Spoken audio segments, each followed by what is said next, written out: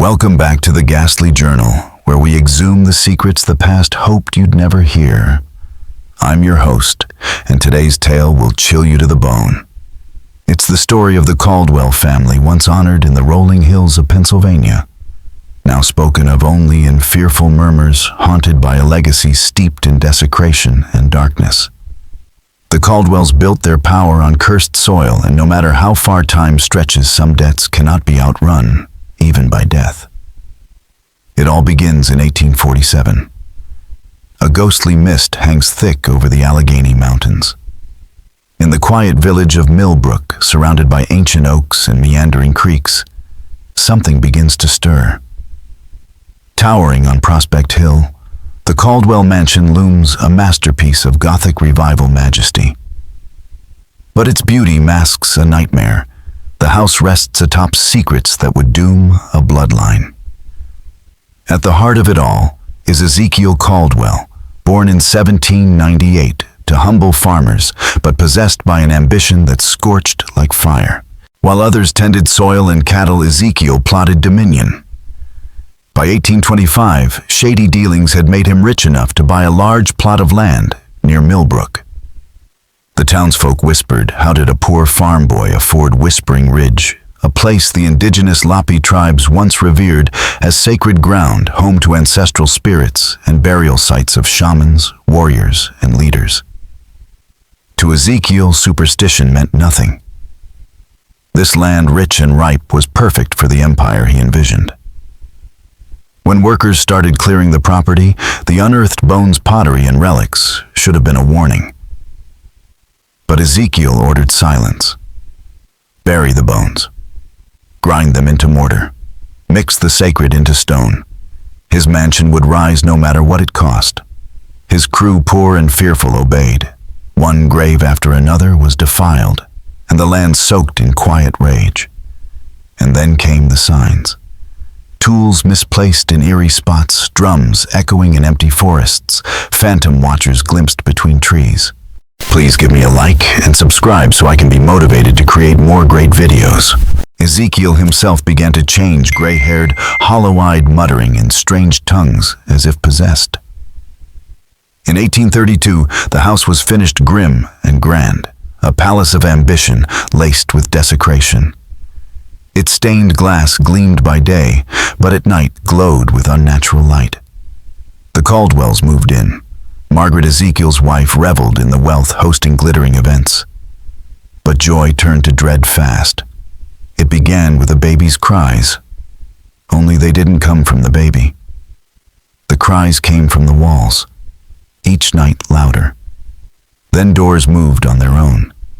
Footsteps echoed through deserted halls. Rooms grew icy in summer. Apparitions appeared solemn, native spirits silent but burning with fury. Margaret saw them. So did Ezekiel. His nightmares grew savage visions of the dead pursuing him through dark woods, whispering curses he couldn't understand, but felt deep in his bones. He'd awaken covered in scratches and bruises that had no earthly source. Word of the haunting spread. Servants quit. Guests stayed away. Reverend Whitmore tried to bless the house, but fled, claiming the voices of thousands had driven him out. Even their son Thomas changed. Just a toddler, he spoke strange words no one taught him, pointed at corners, whispering, "The sad men are crying, and they want to go home." Then came 1835. Margaret gave birth to a daughter, Sarah. But the child was grotesquely deformed, twisted limbs and cataracted eyes writhing in pain. Margaret pleaded, "Leave this house." Ezekiel refused. To him, the hauntings were divine signs he had been chosen. His obsession spiraled into madness. The breaking point came with a brutal 1836 blizzard. Trapped inside, the family endured nights of drums and chanting from the walls.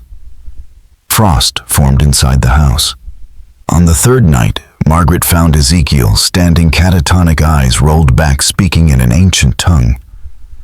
When she touched him, he turned on her with a look of sheer hatred. The next morning, Thomas sat in the parlor, drawing images of people buried alive, encircled by bones. That day, Margaret descended into the basement and found the truth.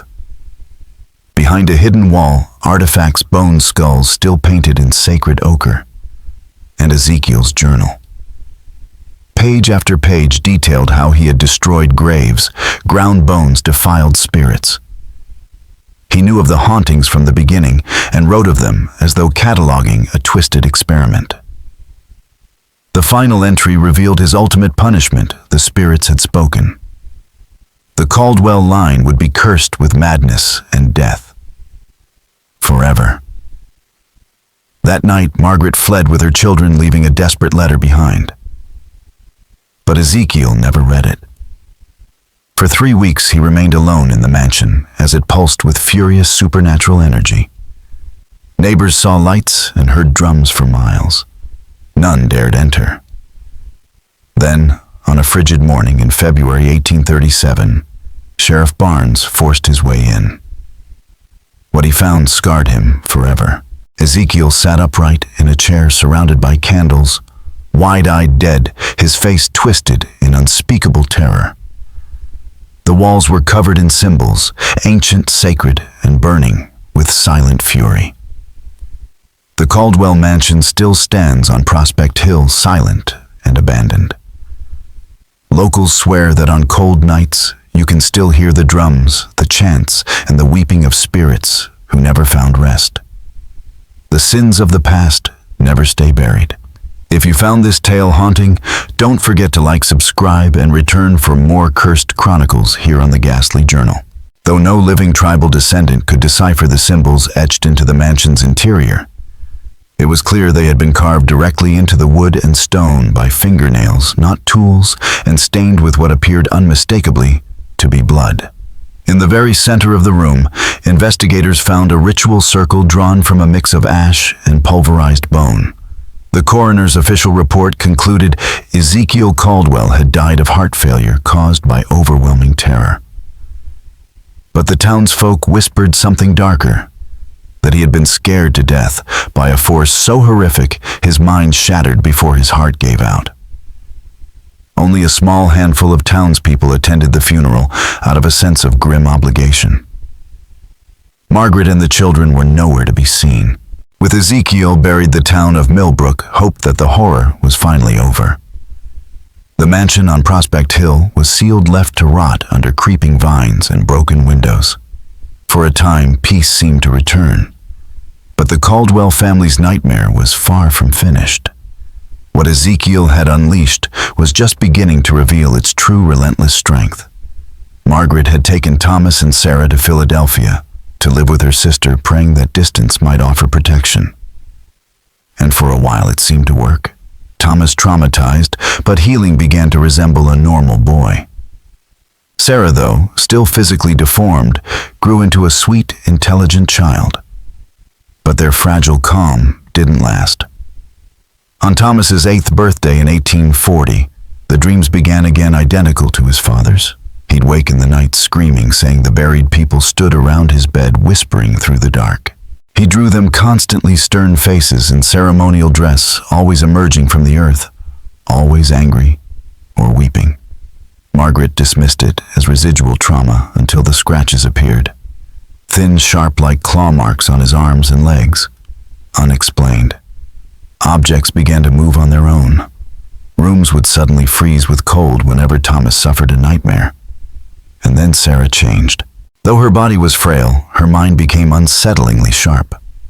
She knew things, specific things about the mansion, about the construction, about Ezekiel's secret desecrations. She could describe rooms she had never seen, events from years before her birth. Worse, she began predicting deaths, each one tragically accurate.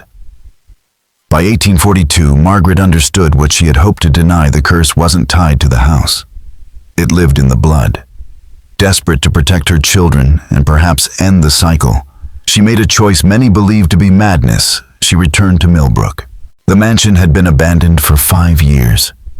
Nature had claimed it. Vines crawled across stonework windows, shattered the grand door, swallowed by weeds. Yet as Margaret and the children approached, they could feel it, the same suffocating presence, stronger than ever. Margaret believed that if she performed a sacred rite, an apology to the spirits, perhaps the curse could be broken. She had spent years studying indigenous rituals, clinging to hope that reverence might undo blasphemy. But she had vastly underestimated the fury waiting inside.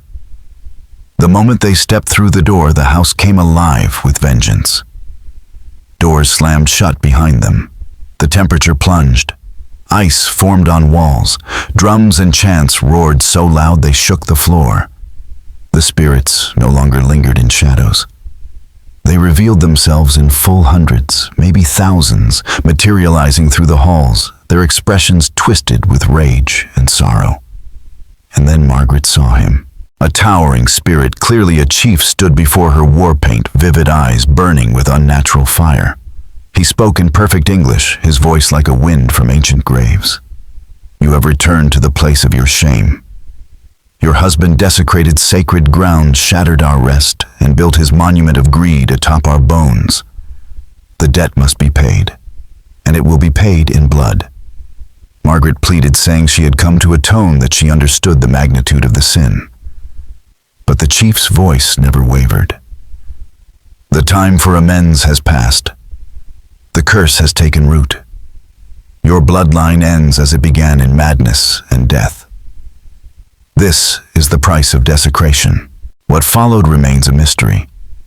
No outsider survived to tell the full tale. Only Margaret's fragmented writings and the grim aftermath offer clues. That night, the family endured a supernatural assault so intense it broke them. Thomas, now 12, was the first to fall. He convulsed violently, speaking in strange tongues, eyes rolled back, skin turning a pallid gray. He spoke of being buried alive. He died at dawn, seated upright, wide-eyed with terror, mirroring his father's death years before.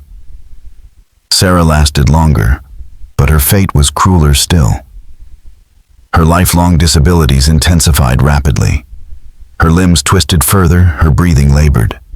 She cried in pain, not from her body, but from visions no one else could see. Her death came slowly. Margaret could only hold her and weep. The curse Ezekiel had set in motion was not just real. It was absolute.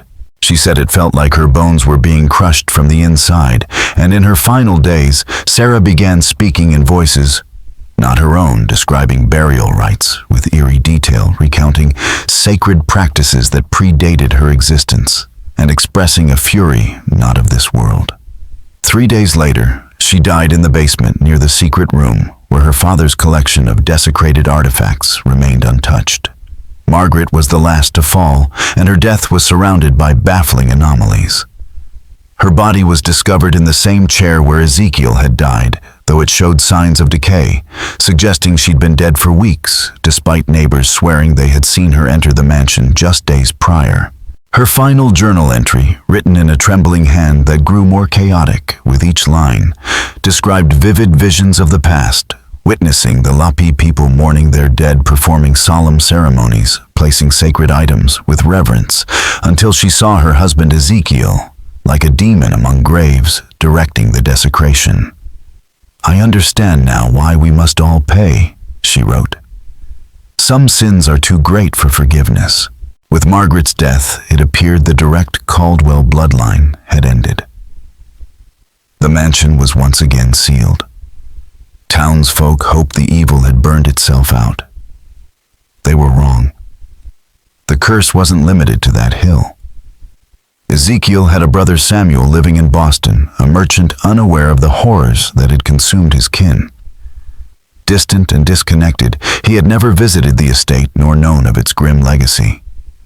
When word of the family's deaths reached him, he believed it was a tragic accident. In 1843, seeking opportunity, he relocated to Millbrook with his wife Rebecca and their 3 children, James, Mary, and Elizabeth. Like Ezekiel, Samuel saw the mansion as a status symbol, not a warning. But the curse recognized the blood. Almost immediately, the strange events resumed. But this time, they followed a pattern as if the spirits had grown wiser, more strategic. James, the eldest, began disappearing for hours later, found in the basement digging with his bare hands. When asked, he'd say he was helping them go home, though he remembered nothing. His hands were always bloodied, his nails broken. Mary, only 12, became obsessed with fire staring into flames and whispering about the burned ones Bashirmer. Spirits cremated and disrespected in death. Her behavior unraveled as she claimed to see faces in candlelight.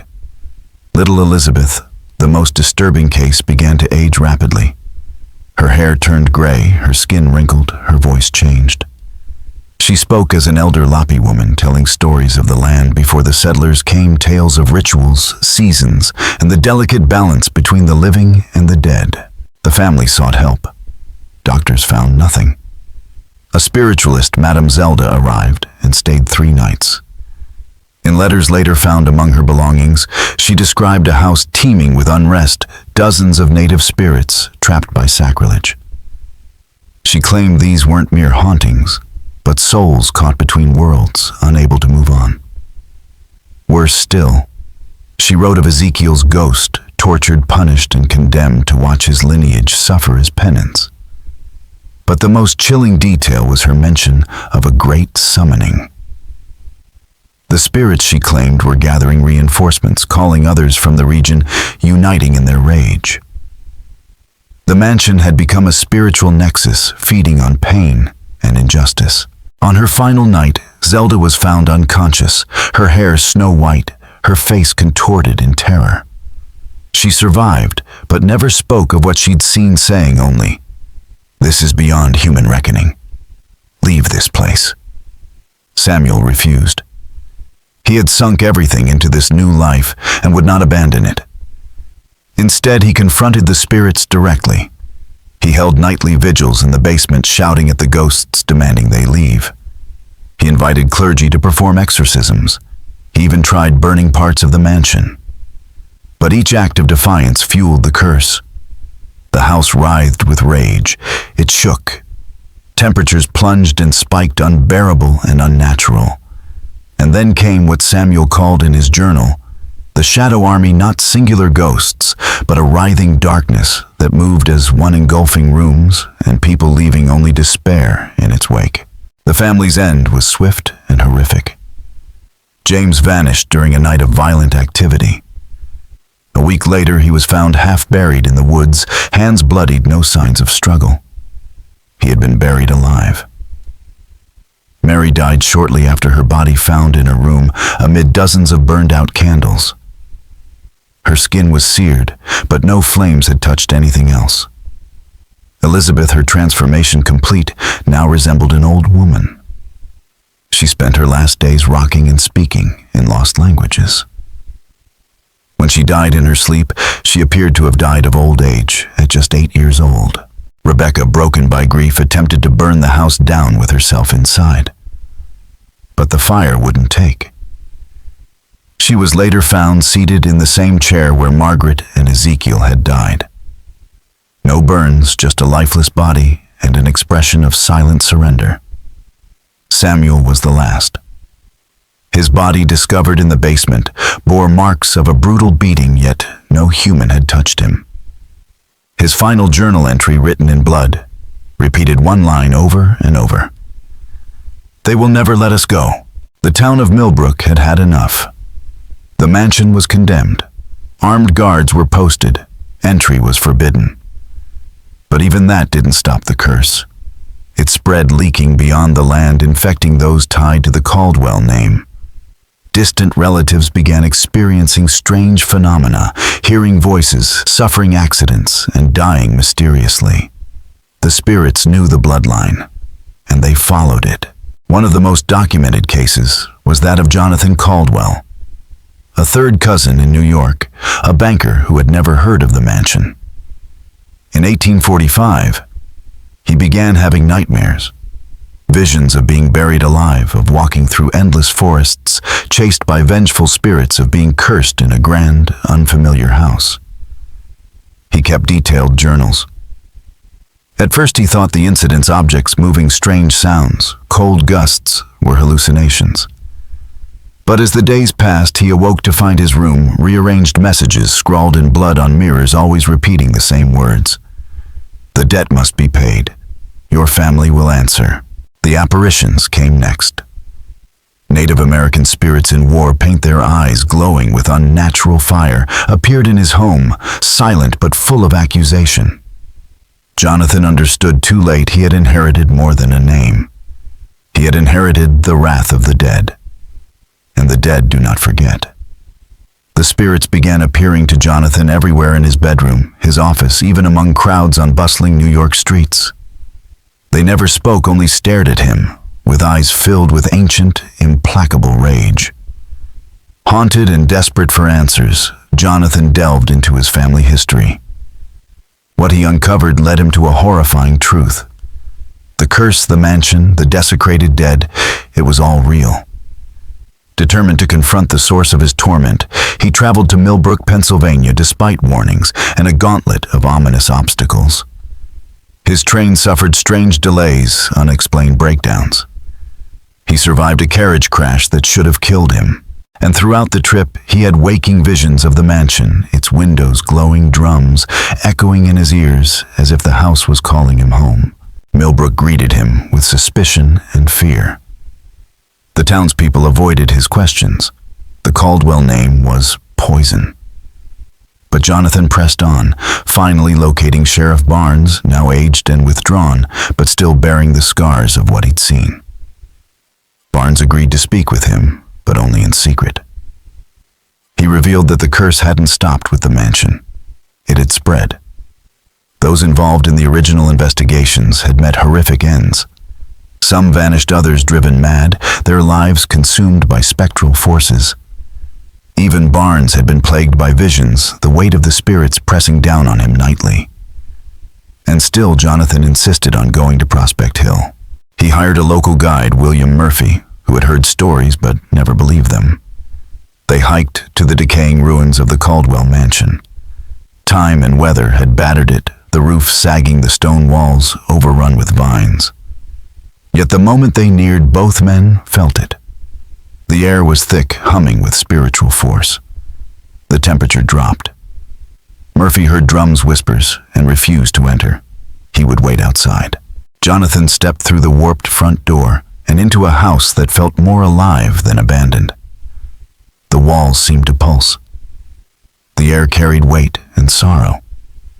As he moved deeper, shadows moved just out of reach. The dead were watching. In the basement, he found what he hadn't expected, an expanded shrine of desecration.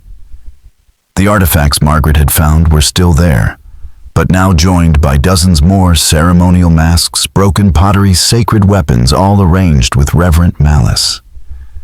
At the center was a circle of skulls, perfectly laid in a pattern that radiated power. Inside that circle were human bones, layered and positioned in ritualistic design. And there in the middle stood the chief. His spirit now fully formed, terrifying in presence, calm in fury. His voice was the wind and the grave. You have come to the place of your family's shame, he said. You seek answers.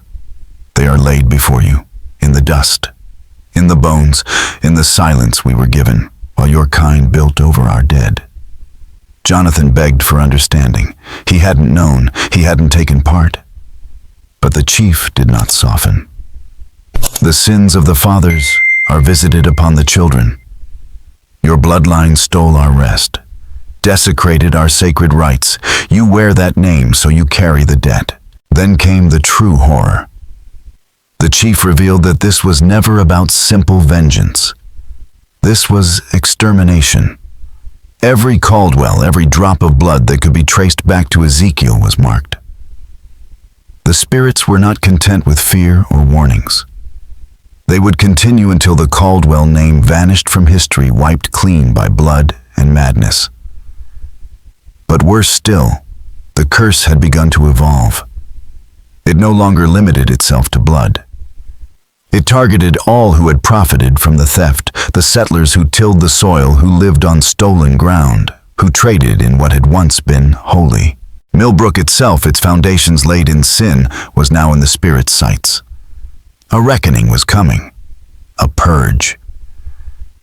"This land was never yours," the chief said. "You took it. You broke it. And now it takes you back." Jonathan felt the full weight of what he'd unleashed simply by stepping into that place. The curse was no longer just personal. It had become something bigger, a spiritual uprising centuries in the making. He understood now this was not the end of the haunting. It was the beginning of an awakening, and it would not be stopped. The curse had become something more than vengeance. It was evolving into a force of nature growing stronger with every year it was ignored. It no longer targeted only those bearing the Caldwell name. It was reaching outward, consuming all who had played even the smallest part in the desecration, or who simply lived upon the stolen land. The chief's final words to Jonathan were not merely a condemnation, but a dire prophecy. "Your family was the first to defile our sacred places, but you will not be the last to pay the price. The darkness your ancestor unleashed will spread until it consumes all who have built their lives upon our bones. This is the price of desecration, and it will be paid in full." Then the spirits closed in. Dozens of them silent, furious, suffocating. Their voices rose as one, filling Jonathan's mind with grief, rage, and the overwhelming demand for justice. He collapsed, surrounded by their presence. When William Murphy returned 3 days later, he found Jonathan in the main hall, sitting upright in the same chair where so many others had perished. Jonathan was alive, but vacant. His eyes were blank, his face drained of color. He muttered unintelligibly in lost languages and drew images of sacred rituals he had no way of knowing. Murphy brought him back to town, but it was clear Jonathan would never be the same. Under medical care, Jonathan's mind deteriorated further. He spoke constantly to invisible people, described the mansion in precise detail, and relived visions of the dead. 6 months later, he died in his room, seated upright, eyes wide in frozen terror. Yet his death marked not an end, but an expansion. Within weeks, supernatural disturbances began affecting others. A cousin in Boston saw shadowy spirits in her apartment. A nephew in Philadelphia dreamed nightly of being buried alive. An adopted Caldwell in Virginia heard drums and chants echo through his home. The manifestations followed a familiar arc, strange incidents escalating into hauntings, then madness, then death. Geography offered no protection. Faith no longer held them at bay. Prayers, holy water, and exorcisms failed. The curse hunted across generations, across state lines, across bloodlines. As the phenomena spread, it caught the attention of academics and supernatural investigators. The so-called Caldwell curse defied categorization. Unlike other hauntings confined to places or relics, this one was fluid, intelligent, and adaptive. It moved with purpose, tracking lineage and association, ignoring boundaries. One of the most detailed studies came from Dr. Cornelius Whitman, a Harvard anthropologist specializing in Native American spirituality. After hearing of the curse and the bizarre deaths, he launched a full investigation in 1847. Dr. Whitman's research was exhaustive. He interviewed dozens of people, inspected the decaying Caldwell mansion, and spent time with members of the surviving local Lapi tribes. What he learned was chilling. The land on Prospect Hill had not simply been a cemetery. It had been the spiritual heart of the region, a site of sacred initiation, seasonal ceremonies, and communion with the spirit world. Desecrating it was not just sacrilege. It was an act of spiritual warfare. The bones Ezekiel Caldwell had used in the mortar of his mansion belonged to warriors, healers, tribal elders. By destroying their resting place, he had violated a spiritual covenant, trapping their souls in a limbo of endless rage. Dr. Whitman concluded that the sheer scope of the desecration was unlike anything recorded in North America. Ezekiel hadn't disturbed a few graves, he had razed entire sacred sites, mixing their remains into the very foundation of his estate. The result was a spiritual maelstrom, a supernatural vortex fueled by unresolved suffering and broken sacred law. And it was growing stronger. Perhaps the most alarming conclusion from Wittmann's study was that the curse had developed autonomy. It was no longer reactionary, it was proactive. The spirits weren't simply haunting. They were recruiting, pulling in the dead from other tribes, other places, building an army of the wronged. The mansion was now a beacon for pain, a spiritual nucleus of vengeance. His findings were published in the Journal of American Folklore in 1848, where he warned that the curse would continue to intensify until it encompassed the entire region. He urged authorities to evacuate Millbrook to seal the land permanently. But his warnings fell on deaf ears. Local leaders refused to consider the supernatural as real. The town had grown wealthy and stable. They weren't about to surrender everything to what they dismissed as old ghost stories. It was a fatal mistake. By 1849, the curse exploded outward. It began to consume people with even the faintest connection to the Caldwell estate. The first to die were laborers who had built the mansion, many of whom had settled in the area and raised families. Some vanished without a trace.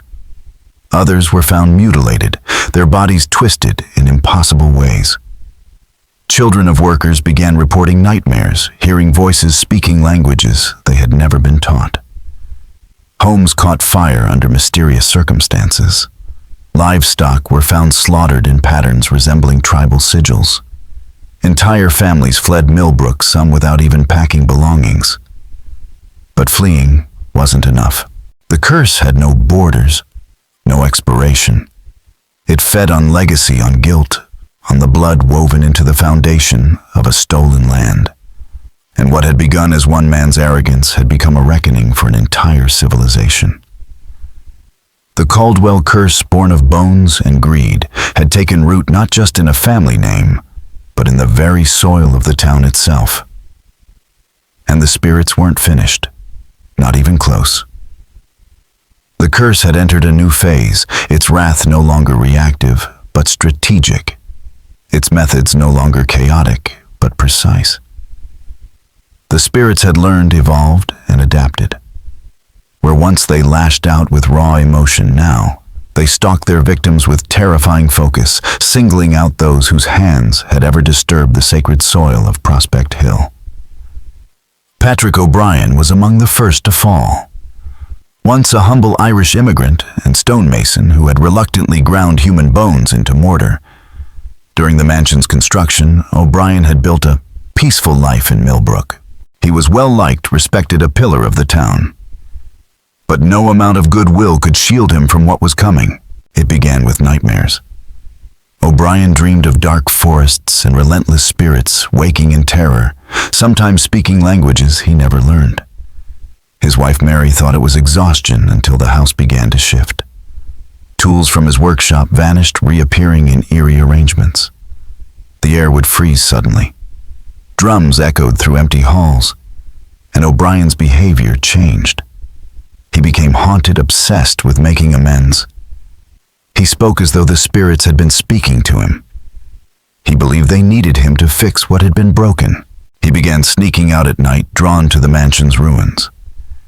Each time he returned, he seemed less himself, paler, quieter, whispering stories of burial rites and ghostly ceremonies. He drew images of sacred rituals despite having no knowledge of native culture. Then came the final night. A thunderstorm tore through Millbrook, and Patrick vanished. The next morning, his body was found in the mansion, seated in the same cursed chair where Ezekiel, Margaret, and so many others had died. But O'Brien's death was different. His body bore the marks of a brutal attack, torn and beaten by forces unseen. No living hand had touched him, and yet he had clearly suffered. The horror of his death shattered the town's fragile peace. Patrick had been beloved. His end proved the curse was indiscriminate, targeting anyone who had ever touched the bones. Fear swept through Millbrook like wildfire. Families fled. Homes were abandoned. Businesses shuttered. The thriving town began to hollow out as people realized that proximity alone was enough to draw the attention of the spirits. And the spirits, now emboldened, turned their attention to the stragglers who remained. The local blacksmith began to hear whispers in his forge. His tools moved in the night. His anvil bore strange spiraling symbols etched into its surface. The baker's ovens roared with unnatural flames, cold instead of hot, casting blue shadows across the walls. The pastor who had once blessed the construction of the mansion began seeing spectral warriors in his pews, their faces painted for war eyes glowing with ancient fury. It wasn't revenge anymore, it was reclamation. The spirits were retaking the land. The mansion, now little more than a skeletal ruin, had become a supernatural magnet. Spiritual energy pulsed from its stones. Travelers vanished in the surrounding woods, their frozen corpses found days later, eyes wide with terror. Others wandered back into town, days after disappearing, speaking in unknown tongues, unable to remember where they had been. Hunters reported entire ghost villages, ceremonial gatherings complete with fires and chants vanishing the instant they were spotted. The dead were not hiding. They were gathering. Millbrook's authorities, outmatched and desperate, turned to the federal government. Officials were dispatched to investigate, skeptical of tales of ghosts and curses. They treated the deaths and disappearances as coincidental, their minds locked on logic. But their disbelief was a fatal weakness. In 1850, a 4-man team entered the mansion grounds. Within days, 3 were dead victims of unexplained phenomena. The 4th, Captain Theodore Harrison, was found days later staggering out of the forest, babbling and broken. Captain Harrison's account, written during a brief window of sanity, was harrowing. He spoke of phantom armies, of being dragged through time, of watching sacred ceremonies and violent desecrations play out before his eyes like living memories. He described the great gathering, a convergence of spirits from across the region, drawn to the mansion, uniting in their fury. According to his report, the spirits were preparing for something more than vengeance. They were building toward reclamation, not just of the mansion or the hill, but of the entire region once taken from them. The supernatural forces that had been set in motion by Ezekiel Caldwell's ambition were no longer content with punishing a bloodline. They intended to reclaim the land bone by bone, soul by soul, and they were only getting started. According to Captain Harrison's harrowing account, the Caldwell mansion was no longer merely a haunted ruin, it had become a portal. A breach, a place where the veil between the living and the dead had worn so thin that spirits were now pouring through with increasing frequency. And these spirits weren't chaotic or lost. They were organizing, gathering into a supernatural army unified by the pain of desecration and the thirst for justice. This wasn't just about revenge anymore. It was preparation for an invasion, a final reckoning. The government, terrified by the implications of Harrison's report, sealed it under classification. But the truth could not be contained. Leaked excerpts made their way into the press, sparking a nationwide sensation. The Caldwell curse became a topic of fascination. Newspapers ran lurid headlines. Pamphlets circulated. Thrill seekers and spiritualists flooded Millbrook, convinced they could solve the mystery or exploit it. But Millbrook was not a ghost story. It was a warning. Many who visited the site did not return. Others came back changed, broken in body or mind. The most infamous case was that of Professor Edgar Montagu, a celebrity spiritualist from New York who promised to end the curse and negotiate with the spirits. In 1851, he arrived in Millbrook with an entourage of journalists, seance-goers, and skeptics alike. His seances in the mansion were nightly spectacles, and at first he claimed success. Contact had been made. Peace was being brokered. But on the 4th night, everything went wrong. Witnesses reported Montagu convulsing violently, his voice shifting into unfamiliar languages. He described visions of mass graves of bones ground to dust, of voices crying out from beneath stone and mortar. His skin turned ashen. His eyes clouded over. Those in attendance fled, but Montagu stayed locked in some unseen trance. The next morning he was found in the basement, seated in the infamous circle of skulls. He had been seen alive hours before, yet his body showed signs of weeks-old decay.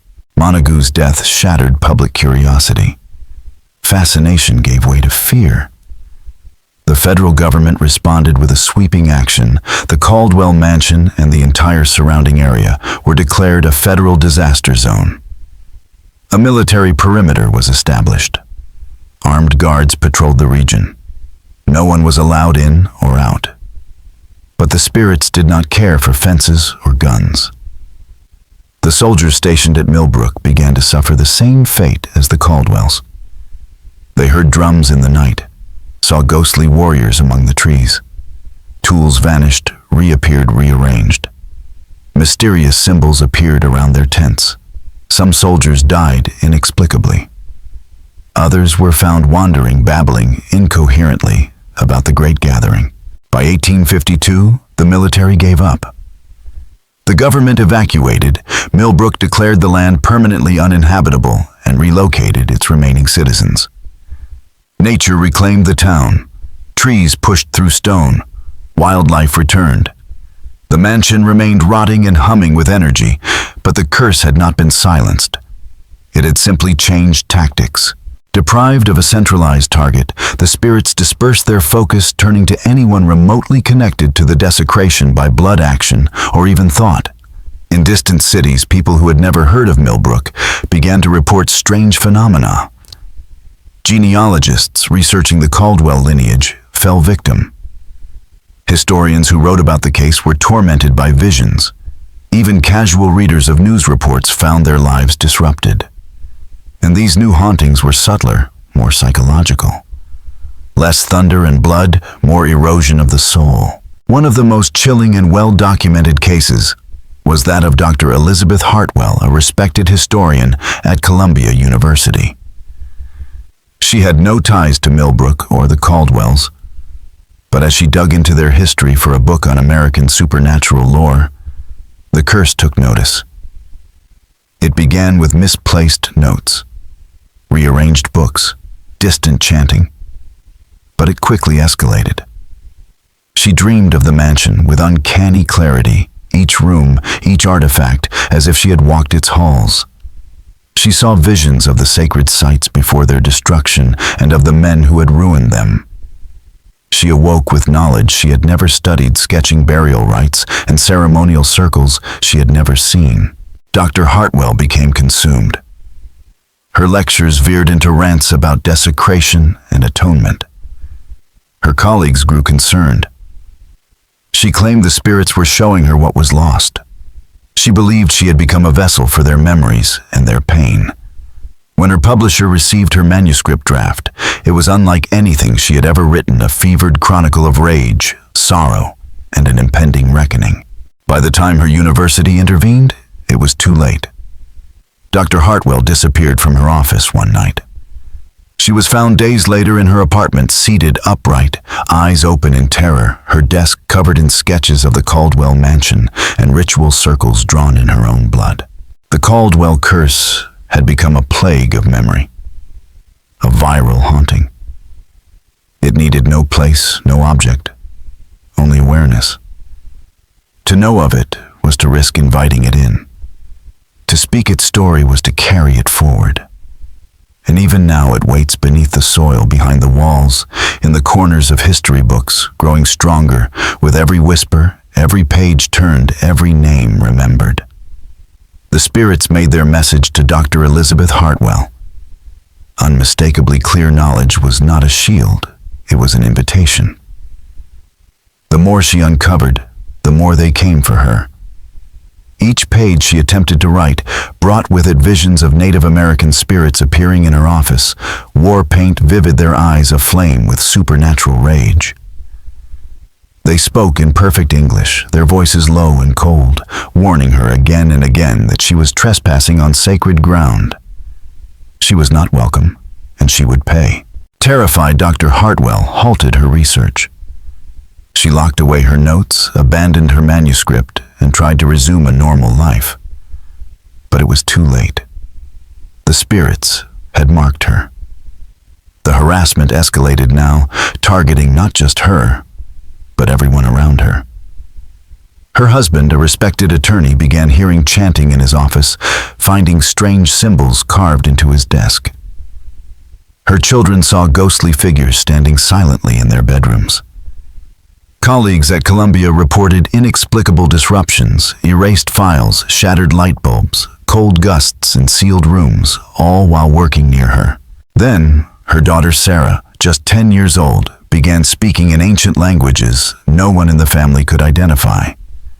She described the mansion in perfect detail, drew burial mounds and spirit circles with uncanny precision. Possession was the only word that came close. Desperate and horrified, Dr. Hartwell made the same decision that had doomed so many before her. She went to Millbrook. Her journey was cursed from the start. Delays, cancellations, and nightmares plagued her every step. The closer she got to Prospect Hill, the more intense the visions became. When she finally arrived, she found a town nearly erased, choked by vines, overtaken by the forest, and yet thrumming with invisible life. Dr. Hartwell could feel the spirits long before she reached the mansion. The air itself buzzed with anger. She was being watched from every shadow. The mansion was collapsing in on itself, but it still stood a rotting monument to desecration. She entered through a broken panel in the door and was immediately hit by a wave of spiritual pressure. The walls pulsed like a heartbeat. Voices whispered. Cold breath swirled through the ruins. In the basement, she found what so many before her had described the sacred circle of skulls. But now, it had grown larger, more intricate, infused with energy that shimmered in the air like heat on stone. And standing at the center was the chief. His presence silenced the room. His face, painted in the colors of war and mourning, bore centuries of grief. "You come seeking knowledge," he said. "But knowledge comes with a price." His voice, like distant thunder, echoed with both rage and sorrow. "Your people built their lives on the bones of ours. They scattered the sacred, and the debt will be paid. In blood, in suffering, until nothing remains of what you built here." Dr. Hartwell tried to reason with him. She begged for understanding. She hadn't desecrated anything, she only wanted to help. But the chief was unmoved. "The time for amends has passed," he said. "You study what you do not understand. You profit from pain you did not endure. This land remembers, and it does not forgive." Then the others came, dozens of spirits emerging from the shadows. They surrounded her, their mouths moving in silent unison, their eyes burning into her soul. Their voices erupted all at once, a wave of judgment, of anguish, of fury that shattered her final grip on sanity. When she was found 3 days later, she was seated upright in the main hall chair, just like Ezekiel, just like Margaret, just like so many others. Her eyes were open, but her mind was gone. She would never speak again, never write, never recover. She spent the rest of her life in a private asylum, staring into nothing. Sometimes she would murmur in lost languages. Sometimes she would draw pictures of sacred rites, burial mounds, ceremonial dances, things she had never studied. Things no one had taught her. Dr. Hartwell's descent became a dire warning. The Caldwell curse was no longer a contained phenomenon. It had become a living, sentient force, striking out not only at those who desecrated the land, but at anyone who tried to study it, document it, or even understand it. And its message had become terrifyingly simple. Some truths are not meant to be uncovered. Some stories demand silence. And some curses never end. They were more than mere ghosts. They were guardians of a sacred memory, sentinels of a violated past. and they had become a threat to anyone bold or foolish enough to delve too deeply into their unfinished story. As the years passed, the curse that began with Ezekiel Caldwell's arrogance grew in scope and power. It spread across state lines and across oceans, targeting anyone even generations removed who had in any way benefited from the desecration of their hallowed land. The spirits worked with a methodical precision, not content with revenge alone. Their purpose was erasure.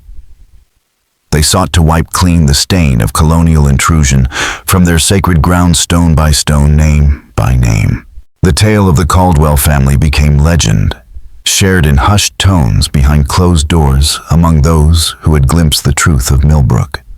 But for most, it remained just that, a tale. A chilling campfire story. A whisper of something too ghastly to believe. But the curse was never folklore. It was a legacy, a living, seething, supernatural force that had never ceased its work. More than a century and a half has passed since the first bones were disturbed on Prospect Hill, and still the spirits endure. Still they search, they judge, they act. They move quietly through the world, patient and unrelenting. It does not matter how distant the relation, how slight the connection. If the blood, the benefit, or the name traces back to the Caldwell legacy, they will find you, and they are still watching, still waiting, still planning the next move in a war between worlds, a war without a front, without a ceasefire, without an end in sight. The Caldwell debt was never paid, and interest has been accumulating in madness, death, and suffering. What was once a mansion is now a ruin. Prospect Hill's rotting corpse of ambition. Yet the mansion stands, and the spirits still dwell within its collapsing walls, gathering, growing, remembering. This is the macabre history of the Caldwell family. A family who believed they could carve their legacy into the bones of the sacred dead and walk away unscathed. But they were wrong, and their mistake has cost the lives and minds of dozens, perhaps hundreds of innocents. Anyone cursed with the misfortune of touching their legacy has paid for it in blood. The curse endures. It will endure until the final name is crossed out. The final grave restored, the final spirit satisfied. The dead have time, and they have not forgotten, nor have they forgiven. So remember this story, and remember the truth it carries like a warning etched in stone. Some land is too sacred to build on. Some debts are too old to forgive, and some curses are too powerful to break. The Caldwells learned this far too late, and they paid the ultimate price. But their story is still being written, and the spirits are still collecting. This has been The Ghastly Journal. Thank you for joining me in uncovering this dark chapter of hidden American history. Until next time, respect the sacred, remember the forgotten, and never assume that death means the end. Because for some debts, even death is just the beginning. Thank you all very much for watching my video until the end. I sincerely appreciate it, and I look forward to seeing you in the next video.